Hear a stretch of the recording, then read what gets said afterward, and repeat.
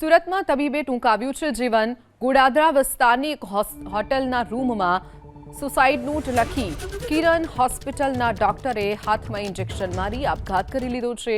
Doctor Bhavesh ક્વાડે હોટલમાં એક દિવસનું રોકાણ કર્યું હતું। જો કે ચેકઆઉટ ન કરતા અને હોટલ સંચાલકને શંકા જતા પોલીસને જાણ કરી પોલીસે દરવાજો ખોલતા ડોક્ટર મૃત હાલતમાં મળી આવ્યા। રૂમમાંથી પોલીસને એક સુસાઇડ નોટ પણ મળી આવી છે।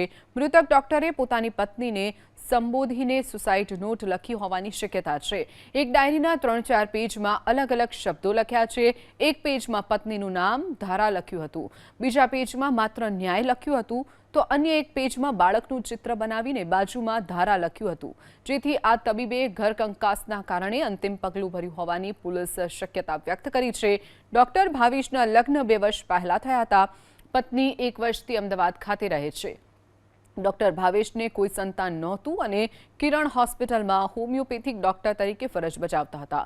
પરિવારનું ગુજરાન ચલાવતા હતા। હાલમાં પોલીસે સુસાઇડ નોટના આધારે તપાસનો ધમધમાટ શરૂ કર્યો છે।